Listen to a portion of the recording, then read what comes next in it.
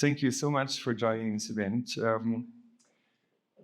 I called it Back to the Future because I do believe we need to look back in order to see perhaps a better future, an alternative future. And how do we get there? Well, it doesn't depend on myself alone.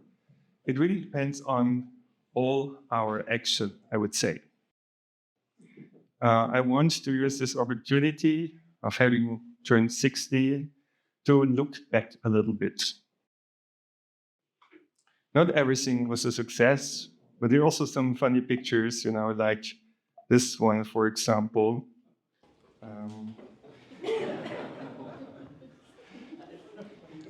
Or this, or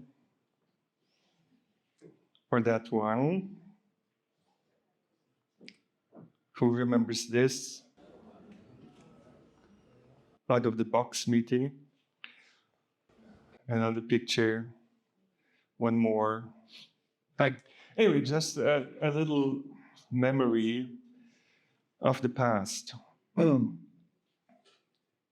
This event is being supported by the European Commission through an ERC project that's called COSI, Co-Evolving City Life.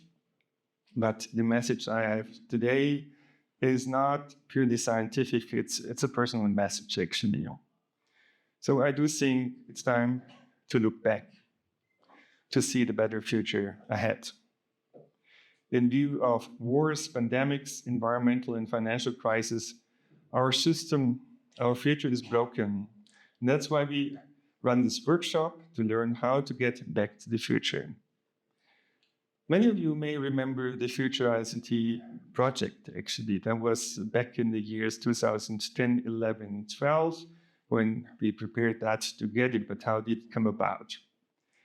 I was invited, that was back in the year 2008 even, to this OECD Global Science Forum on Complexity Science for Public Policy. And that was basically at the time when the financial crisis was at the horizon. As a complexity scientist, I saw, of course, what would be potentially ahead of us, that there would be cascading effects that would make things 100 times worse or so. It's a nice video of the group of Frank Schweitzer. Thank you very much. At that time, we said we really need to address the grand challenges of humanity on this planet. We had this impression that we knew more about the universe and its stars than about what was going on planet Earth. And that was wrong. There were so many problems unsolved. And there was science emerging that could address this kind of problems. We were, at that time, this is an old slide, already pointing out that we would face financial, economic, and debt crisis, social and political instabilities, environmental and climate change, organized crime, cybercrime, quick spreading of emerging diseases. And these were new kinds of problems that are accelerating based on interactions in complex network systems. Okay, so basically, we were committed, really. We wanted to basically decomplexify the system, to understand what was going on, to understand what could be done. And I was pushed somehow to write a proposal for a support action. I was by a Visioneer project. Stefano Vaglietti actually then has worked out 4 white papers with me. And that was the basis, the ideas, the framework of what was about to come. Shortly later, the European Fetch flagship program was announced. Europe promised to put 2 billion euros on the table for 2 projects, 1 billion each. And we were pushed to apply for that money. At that time, we had the impression they would really put the money there and they would pay for the research. A couple of months later, they said, but you will have to basically come up with 50% of the budget yourself. So before we imagined we would be kind of collective billionaires, After that, we basically had 500 million of debts, before everything began. Nevertheless, we were very successful in raising interest for this project in various countries, among many companies. Letters of support were coming in, I would say, by the dozens, almost, I think we're more than 100 even.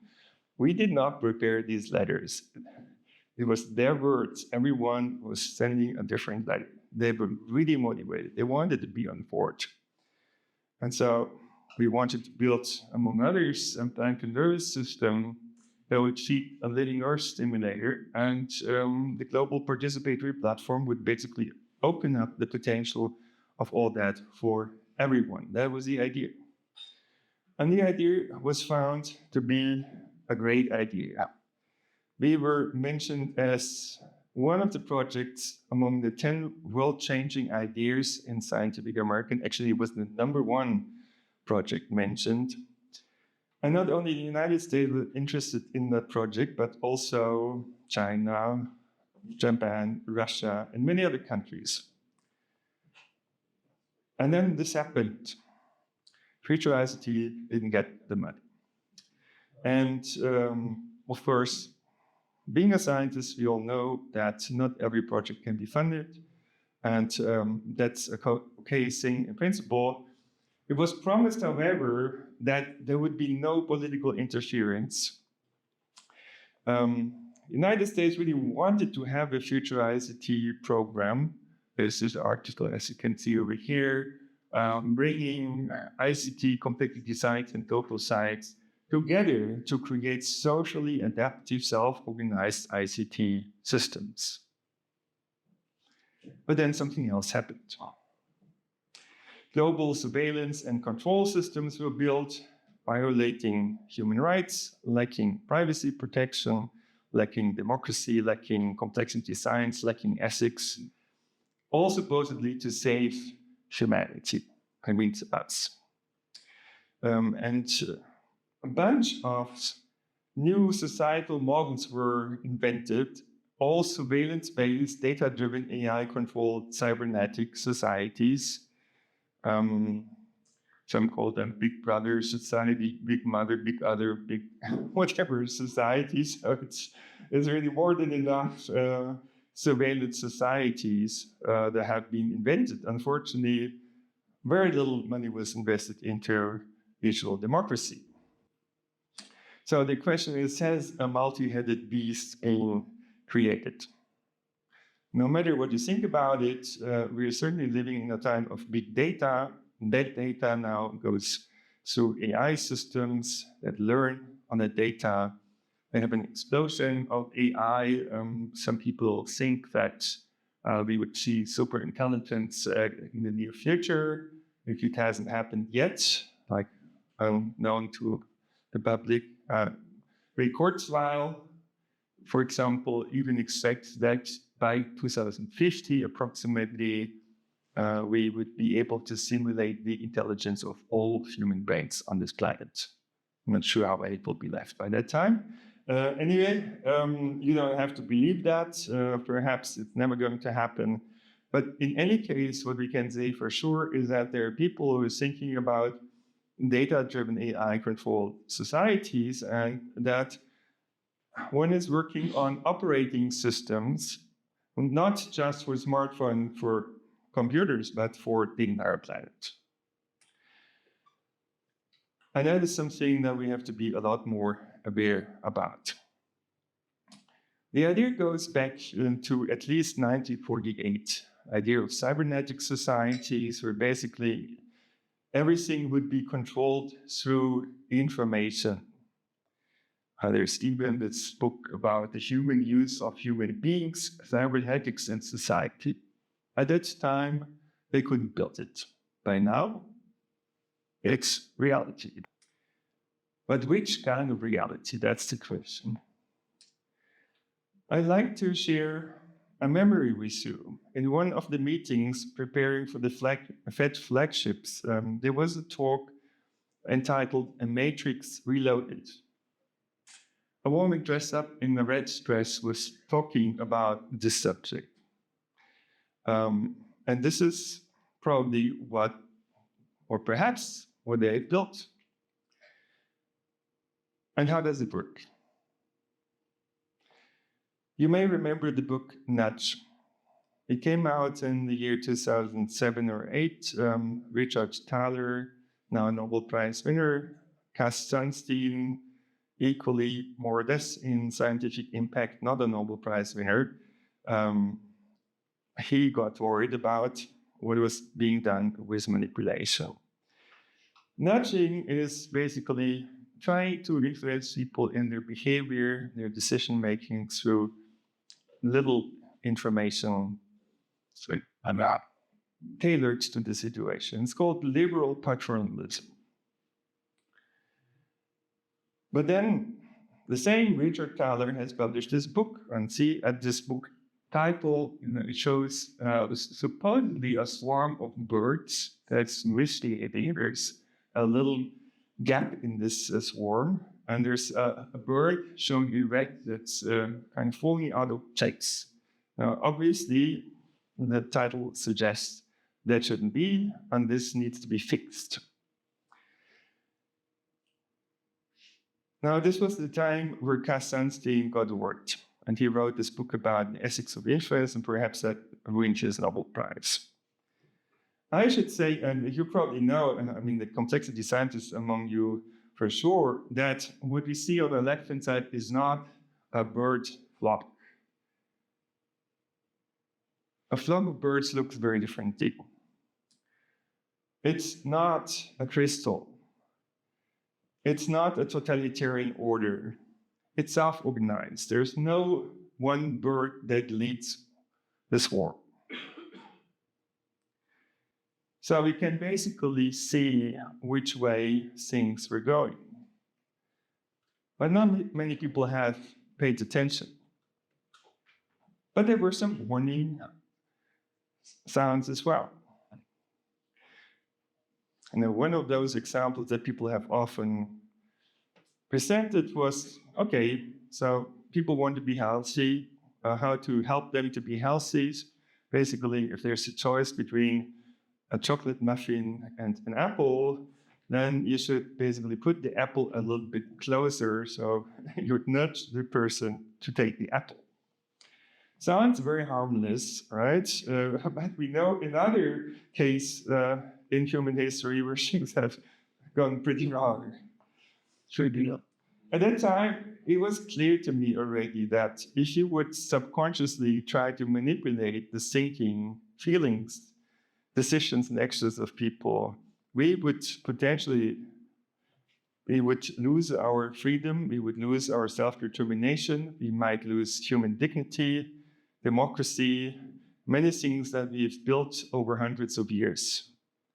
I have publicly warned in many places in front of politicians, business people, scientists, religious people, whatever. So they knew. I've spoken even to the Bundestag about it. I've warned of social climate change by social bots, something that has surely happened in the meantime if you think of hate speech. I've also warned in Villa Hammerschmidt at an event. This is the official residence of one of the two, of the Bundespräsident, the highest politician in Germany. I've warned that we may be seeing a kind of data-driven fascism on its way. So mass surveillance, unethical experiments, social engineering, propaganda, censorship, and a lot of other things, including forced conformity and so on and so on. Besides this, the question, of course, was obvious: who would be in control? Right? Who would nudge you? And of course, everyone would want to have this remote control. The Americans, the Russians, the Chinese, Google, Apple, whatever, you know. And how it would end, I think everyone could also conclude at that time, it would be ending in cognitive warfare. And this is what we have. It's part of the hybrid warfare that is currently taking place worldwide. It's not a non-declared war, but it's still a war because cognitive warfare is one of the official war disciplines besides land, water, air, space, digital. It's cognitive. That means your mind is now the battlefield for all the powers in the world. And it was rolled out, despite the warnings. There were brochures suggesting we could govern more effectively. Later on, Tristan Harris has explained us how it works. He'd worked in a Google control room for some time, and in his TED talk, he explained how a handful of tech companies controls billions of minds every day.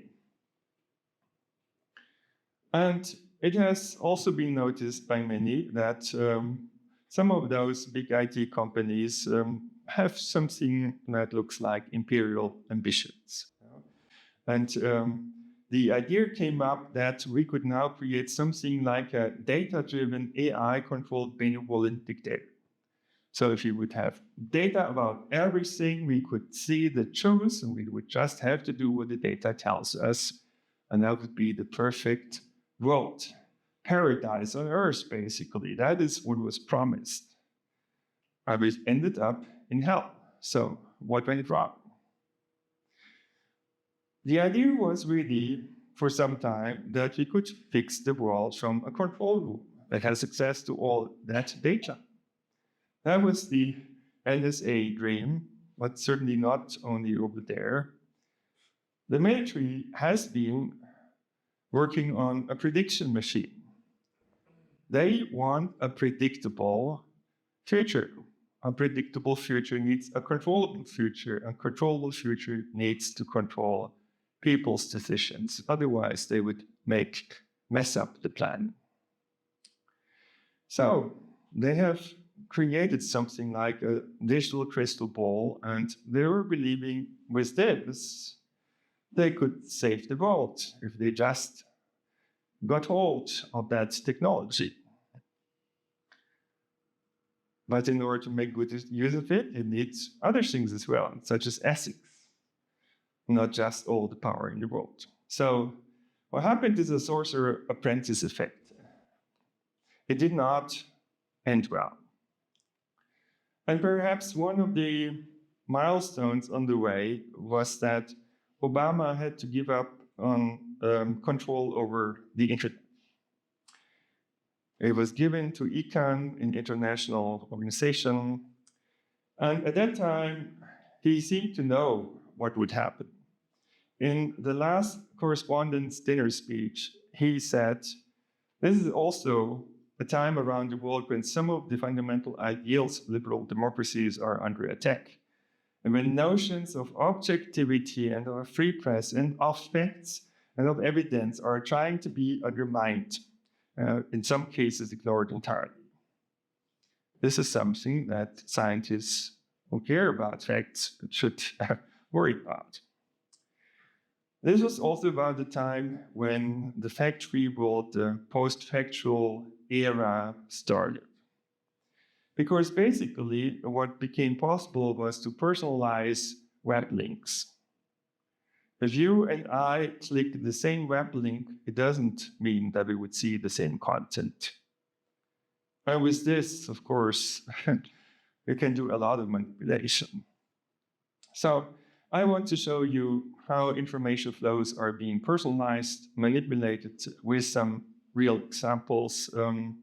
You all know, of course, when you book a flight or a hotel, you would see personalized prices. Right? So there's personalization going on websites. There's nothing I assume that you haven't known about before. But when you and I search for something, these search engines would mostly give us different results. Different order, some results would not show up at all. And as we pay most attention to the first entries, there's a search engine manipulation effect. And that can be used to manipulate your attention, your thinking, your feelings, even your voting behavior at elections. And that is something that has actually been tried many times with more or less success. And we've learned about this through the Cambridge Analytica scandal.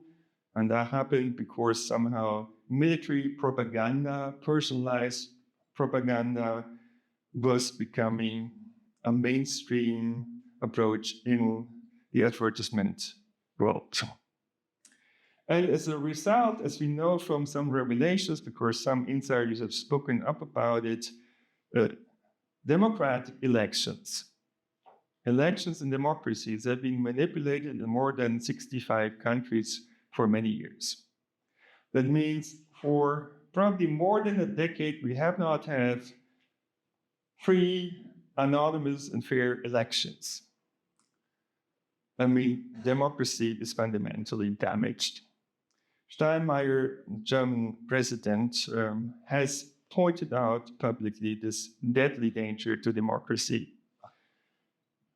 We have been pointing out before. I mean, we launched the debate to some extent. At least we have published this Spektrum of the Wissenschaft piece, Digitale Demokratie statt Datendiktatur, Digital Democracy, rather than data dictatorship, called it the Digital Manifesto.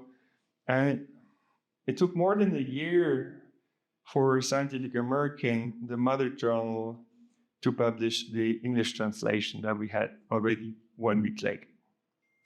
So it was delayed because they assumed it would make a big splash.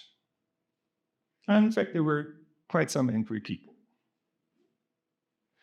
But it came even worse. Not only have your consumption choices, your feelings, your thinking about the world being manipulated in the elections, in the end, it really hit national security. I mean, from the point of view of the military, that's the worst thing that can happen, right? Because there's all that personal data. You know too much about people, including politicians, including military people. They can use it to manipulate everyone, including politicians. We always pointed out it would be the wrong way to go. And we had a plan B, we had a plan C and a plan D. So we were working on alternative and better futures and alternative proposals. So we were never entirely sure whether politics would really stay out of the flagship decision. And so we have been working on alternative proposals. And they have not been turned down by reviewers or review boards. Instead, what happened is kind of the entire organizations were taken down. So, for example, Anna may remember this, we've written this proposal to a Euro course. It got all the points it needed to be supported for implementation, but then at that time when it should happen, basically they had closed down Euro course altogether. Then there was another proposal, Sonderforschungsbereich, or a huge research, collaborative research activity between Switzerland and Germany. It was supposed to be about extreme natural events. We did have already the review date where we would have had to defend the proposal, but that was cancelled. And there was never again a review and defense date. So basically, it was just put into the waste basket. Then was 7 years later, after the first Fed flagship call, there was a second one. And we were participating again, this time with human AI. The proposal got 15 of 15 points, was selected as a Fed flagship, the date for the public announcement was already set, and then the entire flagship program was cancelled. It says 6 candidate research proposals lost in limbo. So kind of hundreds, if not thousands of scientists have been working in vain for years. Well, now, cannot be good for progress in Europe. And also, when it comes to publication, their visibility, I have made a very disturbing observation that not everyone could access those publications. I've made a little non-representative questionnaire on Twitter, and I was very much surprised to figure out that some people could access the paper and others could not. Actually, the majority could not. This was about democracy, so why was it not acceptable? Now, this is actually, I would say, even part of a pattern, because a lot of those things that I've published in the past, in particular in newspapers, is not available anymore. I mean, people always say internet doesn't forget anything, but this article, for example, you won't find. That article you won't find, Don't Pay Attention, You'll Lose Our Self-Determination and Rights. That article you won't find, it's Google's choice, and this was a warning before actually Brexit happened. Or this article, The Fall of the Giants, you will not find. Or that article, which funny enough appeared in Credit Suisse Global Investor, Why We Need Democracy 2.0 and Capitalism 2.0 to Survive. You will not find that anymore. This entire journal was ended after this edition. It was about value-sensitive design, basically. Despite all this, many things that Future ICT wanted to do actually did happen. And of course, it's not just my merit to do. It's because many people have been pursuing those ideas and made their projects. And that this did happen to the extent, perhaps was however related to the fact that we published that collection of white papers. So the ideas were out there, everyone could access them. And now we have basically not only agent-based simulation, but as somehow suggested some years ago, we have AI agents. You see those different working areas of Future ICT over here. Much of it has happened elsewhere, in many cases. Data science, there's even a journal that Frank Schweitzer has been establishing. Exploratories, computational social science is on the rise, global system science, innovation accelerator, planetary nervous system, living Earth simulator, all of that somewhere has happened. Where we're lagging behind is basically, when it comes to the global participatory platform, I mean, opening up data and code for everyone, open innovation, and all of this kind of fair opportunities and benefits of everyone with the data created from us. That hasn't happened yet. Social inspired ICT, it's coming. Ethical ICT, that was a hard one. And I should say, what really helped was the PhD program that was established in Delft. That was published in The Economist.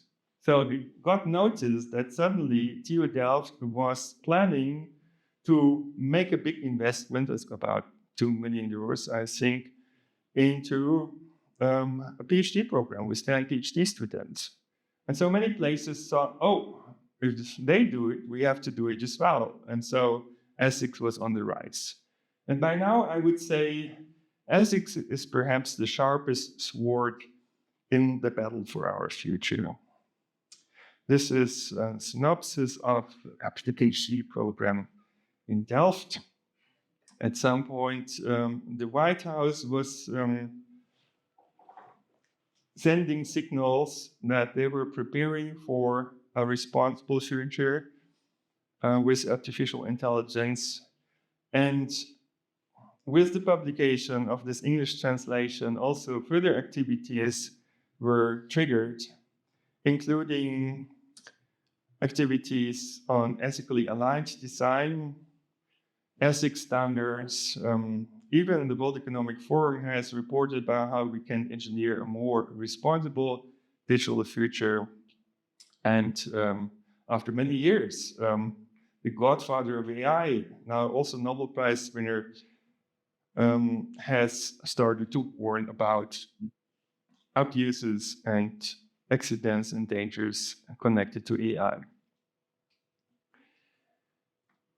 We have, of course, pointed out that AI would have to be used not just for automation. Thinking of smart cities, for example, we would need to design for self-organization. And that is something that hasn't happened. In fact, AI, in many cases, is really very bad at extracting features of complex systems. Take the game of life. It's based on 3 very simple rules. If you feed the data created by those rules into a machine learning system, of course, it will learn to approximate those patterns. Perhaps with millions or billions of parameters, but it would have difficulties finding the 3 rules that created those data. So it's an asymmetric problem. It's easy to produce complexity, but it's not always easy to figure out what's going on. So what has been forgotten in all of the AI hype is basically that there are complex dynamical systems that cannot be easily learned by AI systems today, and that we don't want to turn into machines. These are self-organizing systems. Among the self-organizing systems is our brain, our health, our body, ecosystems, our society, markets, the economy, almost everything that matters has a good deal, if not most deal, of self-organization.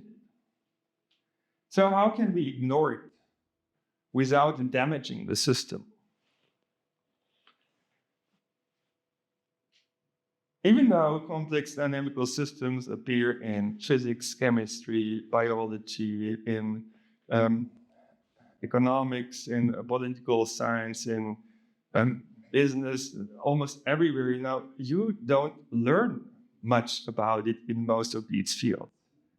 I mean, people are ill-prepared to address those complexity challenges. And those are significant because complex systems are special. There are limits of predictability. There's an illusion of control. It's challenging to manage complexity. You may end up somewhere very different from where you want it to be. There can be deterministic chaos and butterfly effects. Plus, even though we're living in times where we have more data than ever and the best technology in human history, we shouldn't forget that data volume overtakes processing power, and that the share of dark data that will never be processed is increasing every day. So we really need to know what part of the data to process, otherwise we'll be misled. Also, complexity overtakes data volume.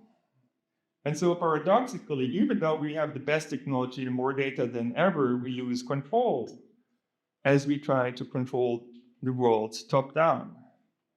So we need a new control paradigm, distributed control, and it brings us to self-organization as a principle that can be used to create that distributed control. And of course, we have networked systems now. Everything is networked, and so you often don't get the intended effect. You often get side effects, you get feedback effects, you get cascading effects. This destroys the effectiveness of centralized top-down control. And the change in perspective is needed. We typically pay attention to the nodes of the system, right? The people, their character, their properties.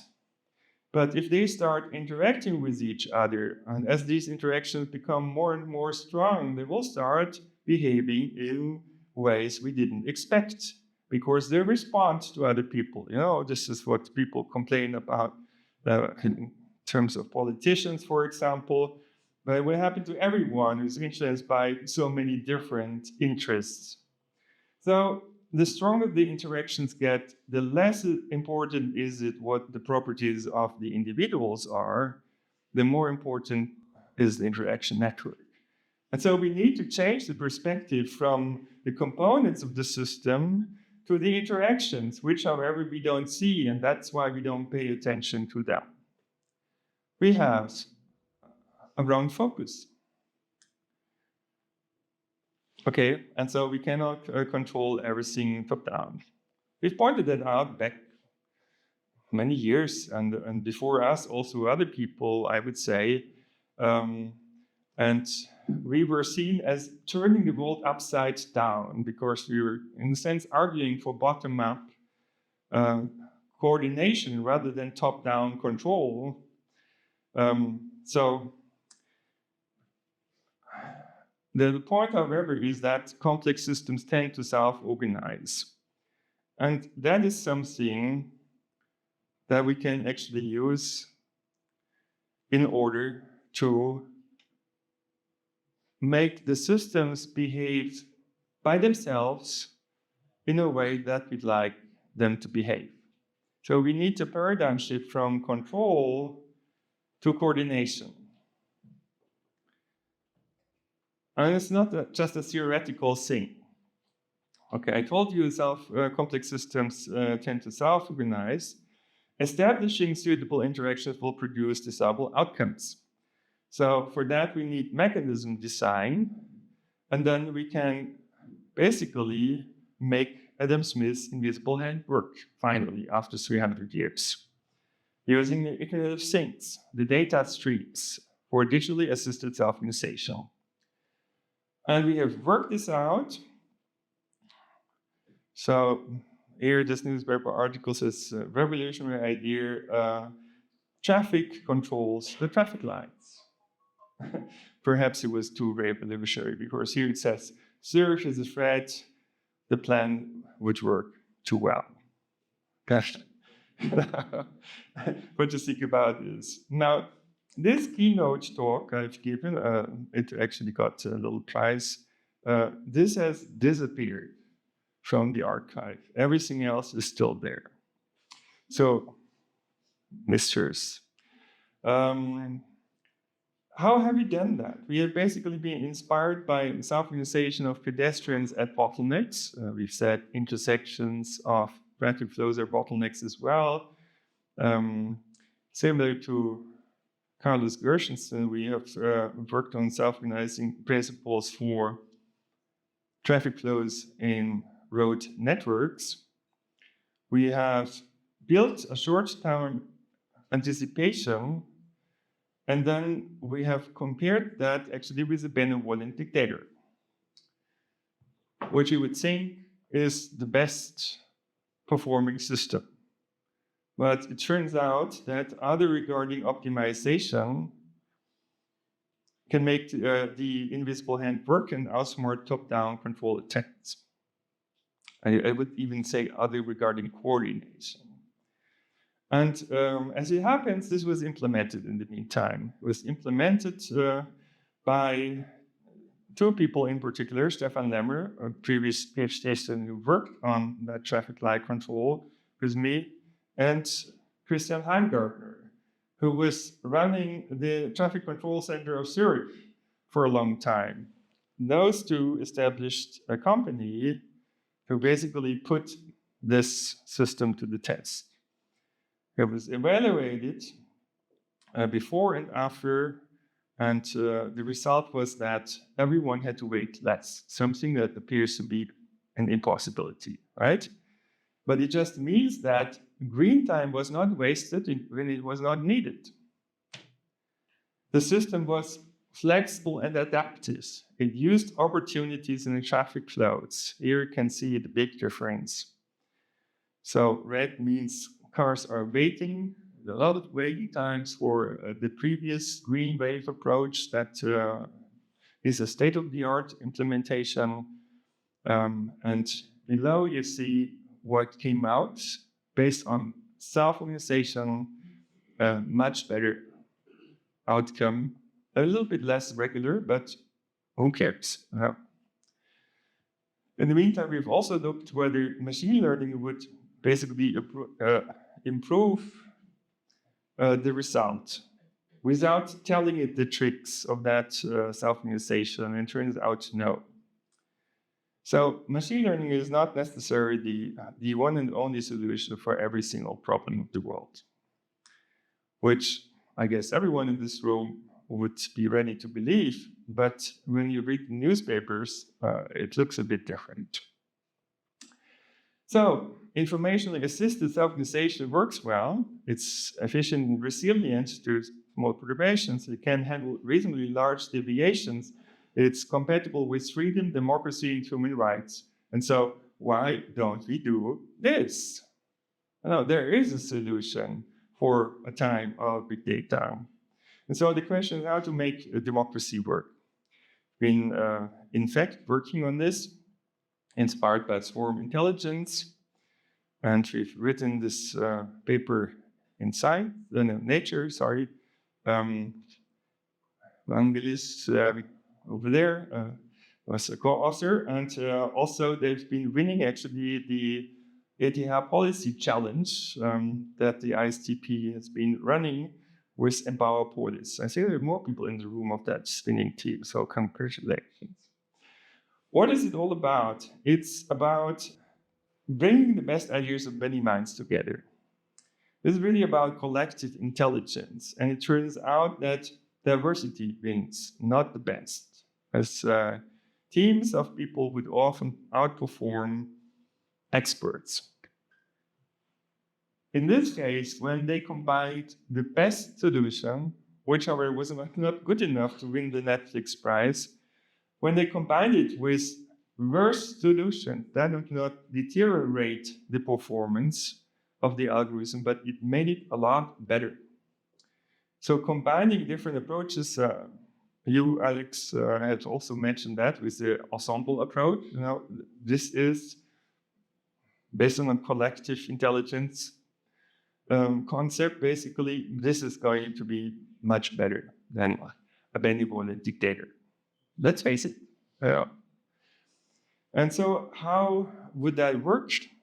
You would need to organize the process in certain phases. We know that there's also a madness of crowds if you don't pay attention to how things should be organized. And so here, phase one should be the independent exploration of possible solutions. People should not be influenced. Very difficult these days, given the search engines that manipulate you. Phase two then should be on information exchange. So only then you talk to each other. And in phase three, you would combine solutions with each other to come up with better integrated solutions. And then you have those collective intelligence solutions, and perhaps several of them, and you would have to vote. And now, interestingly enough, the most common voting method, yes, no, majority voting, is actually among the worst voting methods. There are various issues, including the tyranny of the majority, unfairness, and we've been making experiments with many different voting methods, and there are much better methods. We have also not only tested them in the laboratory, but we've applied them in the real world, in the city of Aarau, in a participatory budgeting project. Also, several people in the room have been contributing to this, and it was amazing to me because we've learned that we can be better than optimal, in the sense that better than optimizing a one-dimensional goal function, because we can here satisfy many different interest groups and needs.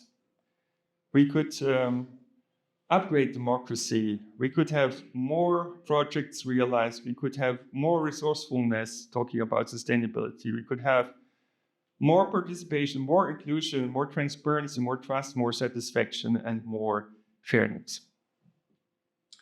We've taken this idea of collective intelligence also to another level in the Future ICT 2.0 project.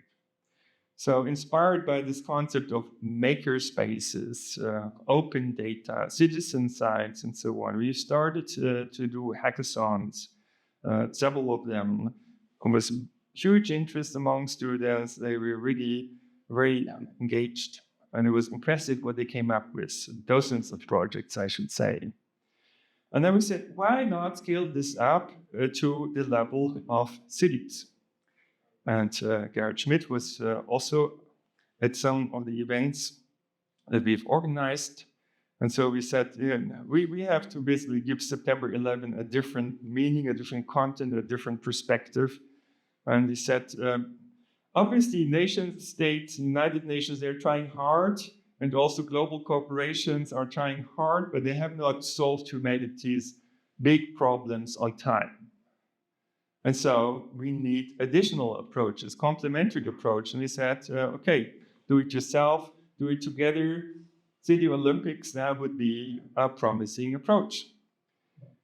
So the idea was to combine competition with cooperation, to have different competitive disciplines, reduce CO2 emissions, produce green energy, go to work by bike, and many other disciplines that you may care about.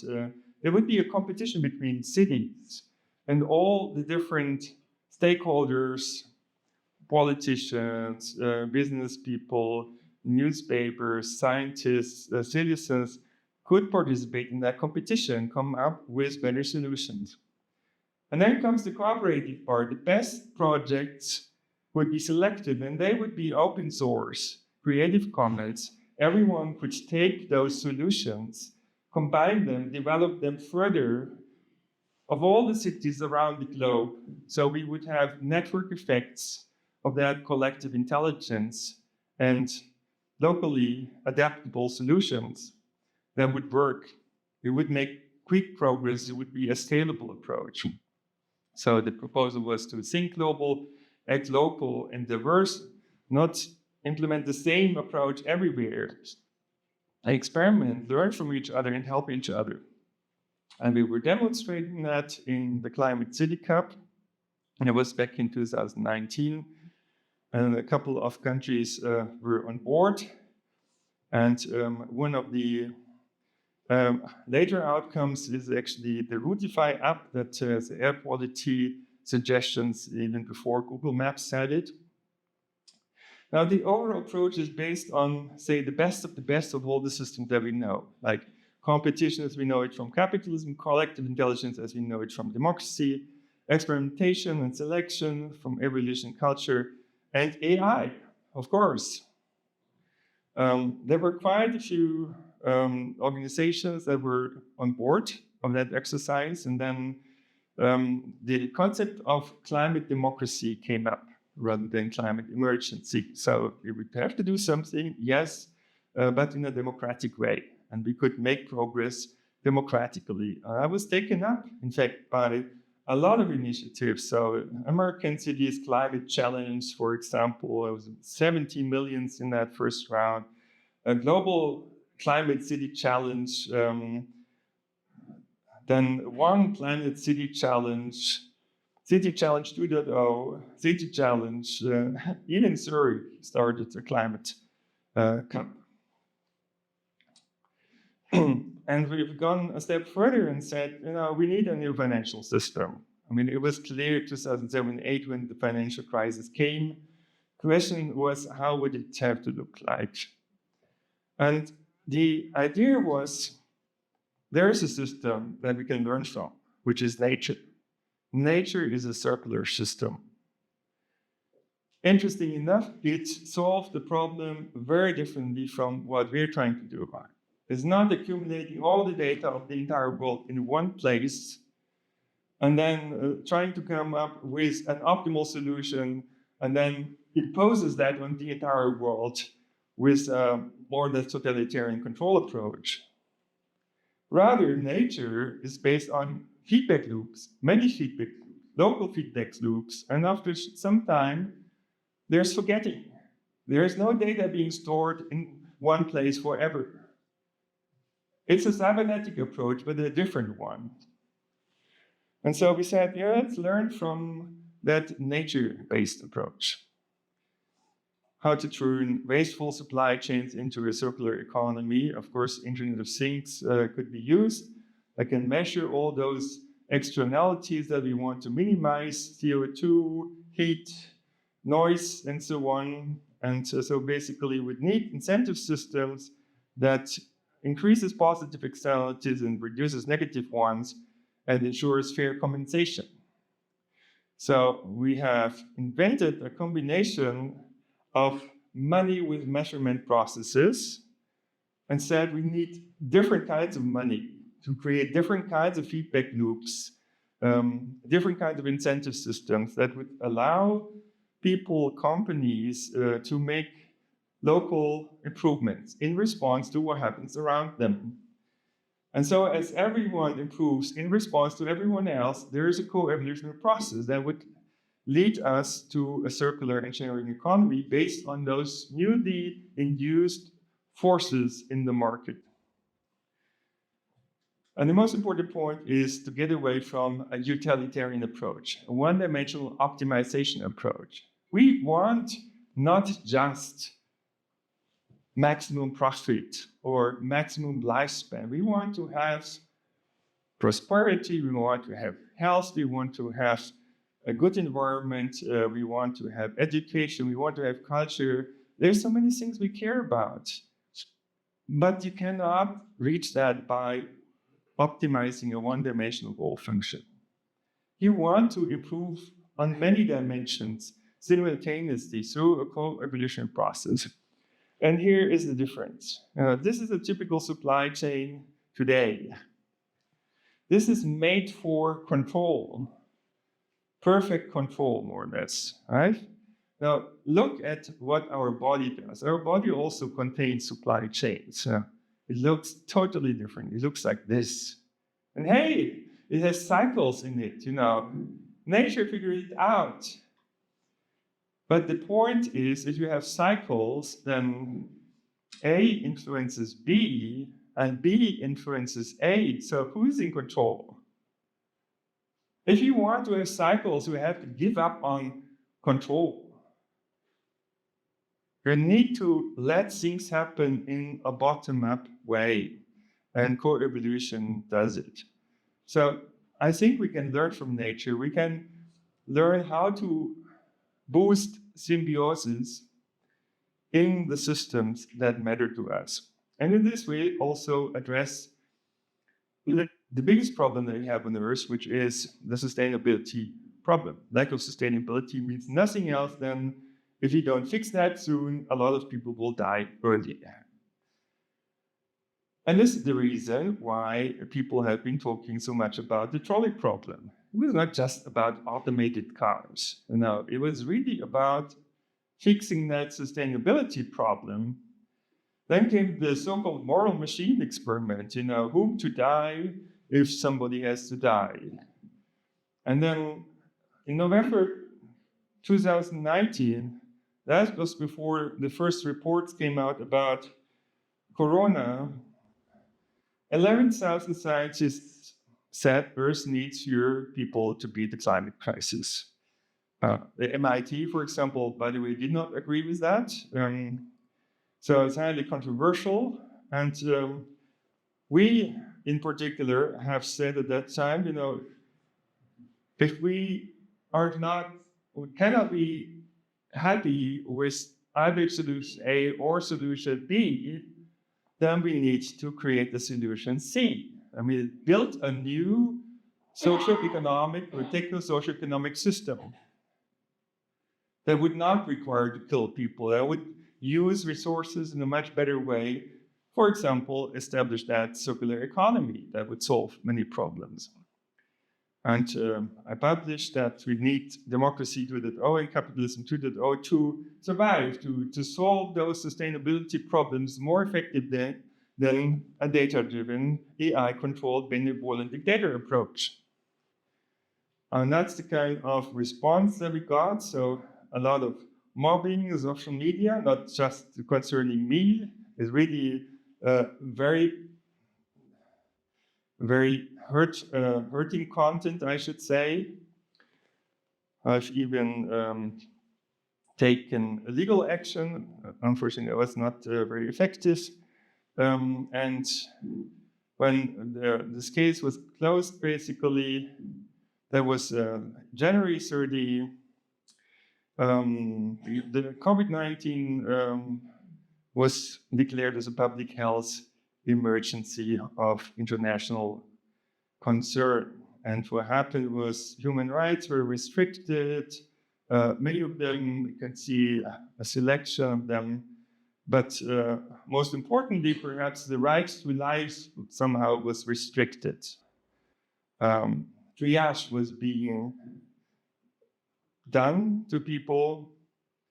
This was using data, personal data, to basically put people to death. So we had to write this article. We've written 3 or 4 newspaper articles. Death by algorithm was one of them. And we've published a scientific article about Triage 4.0, about technological selection and why we shouldn't do it, and that anyway it would not be compatible with the Constitution. And finally, it seemed to really have an impact also on the highest court in Germany. They had to finally, even though they didn't want it in the beginning, taken a decision that would protect, among others, handicapped people a lot better, or other able people much better than before. Now, this is not the only thing that has happened. And most people perhaps are not aware that we are living in a different world. Because now we are living at a time of converging technologies. And so this is around keywords such as Society 5.0, Planetary Health, Internet of Bodies, Digital ID, transhumanism. And it's hard to believe, I can tell you. I couldn't believe it myself. So I really ask you to do your own research, to get your own impression about it. But back in 2020, the World Economic Forum, for example, informed us the Internet of Bodies is here. And what is this about? Scientifically, it's called the Internet of Nanosthings, or of bio-nanosthings. And it's basically about distributing nanoparticles, tens of thousands of a millimeter, much smaller than the diameter of a hair, not visible to the eye, to distribute such particles in the body, or use those that are already there, to basically use physics principles to read out data from the body, like reflection. You don't need to chip people for this. It's just dump particles, the distribution of which in the body you can read out. I can use it for identification, can make a digital ID. You can use it basically to read out health data. That means some companies are out there that know more about your health than your doctor and yourself. And of course, there's a huge interest in creating digital twins of people, because there's a multi-billion-dollar market related to this. But there's also, of course, the potential of power. Now, why should we be concerned about this? Because it's not just about making money. It's about gaining control over you, because you are not in control of your own digital twin. Somebody else is, and you don't even know. As I've indicated before, this is in particular also interesting for military operations. There are articles about it. Of course, not everything is public, but we have to assume that influencing our thinking, feeling, and action does not stop at nudging. But there's a lot more advanced technology in use by now, which is a lot harder to understand and to defeat. And the question came up, basically, whether civilization would be replaced by militarization. Because those technologies are mostly in control of the military. So I was raising these questions. It was not very healthy for me, I should say. There was a slide scandal, a scandal around one of my slides. Base structure you can see over here. I was warning of inappropriate use of big data algorithms, basically warning of treating people as if they were things, which is undermining human dignity. And I raised a couple of issues that I was concerned about, which was citizen scores, digital God, embodied surveillance, neurocapitalism, transhumanism, and something like an animal farm society that could actually emerge if we don't pay attention and don't stop it and don't get conformed. So this was a very bad experience, I should say. For example, in response to this tweet over there, is an old tweet related to one of our scientific publications. Why love your neighbor as yourself is such a powerful principle and can improve the entire world for everyone. You fucking racist, go to hell. That was the response, and these kind of responses. So that wasn't not the only one that happened. You're going to die. So I got death threats. What do you want on your tombstone? And all these kind of things that happened, and the legal system did not step in. The news barely stepped in. Politics didn't step in, really. But I do think we need to sort this out. We cannot just let it happen. It's clear that things have developed in a very concerning way. Technology seems to have, at least in parts, turned against us. And I've insisted, and I think you should do that too, that we get back control over our personal data and our own lives, and with this also our digital twins, in fact.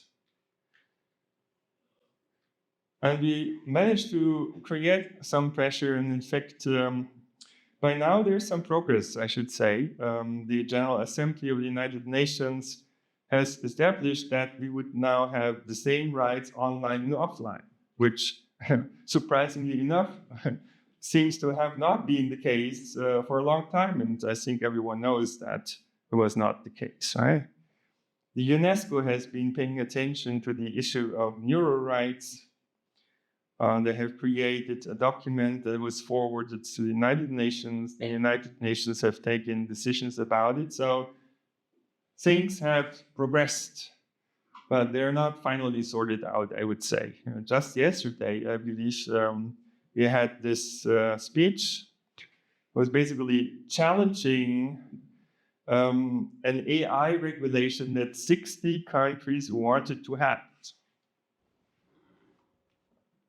And so the question is, will it ever go forward or not? And I think your activities are needed to make also those things happen that we hope to happen.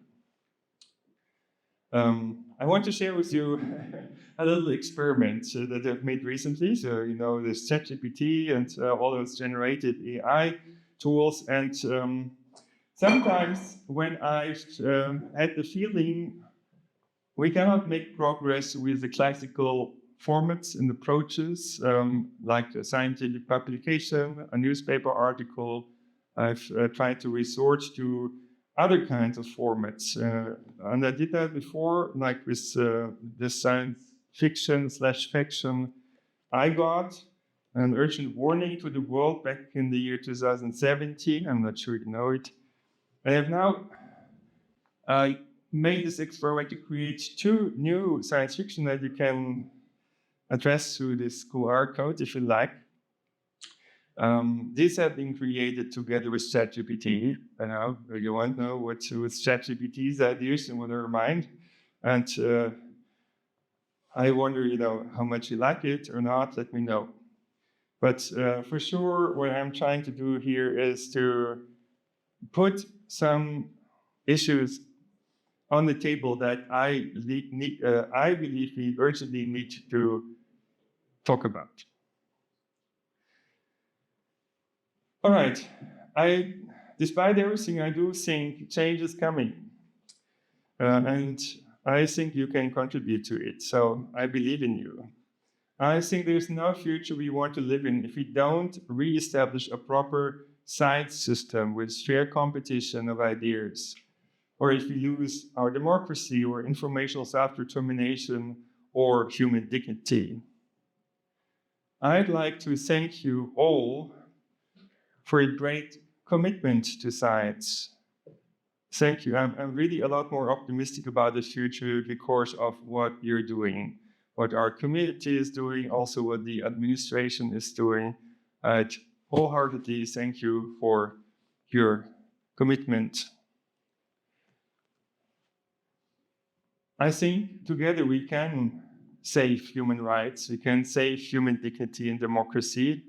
Let's keep working on creating a better future together.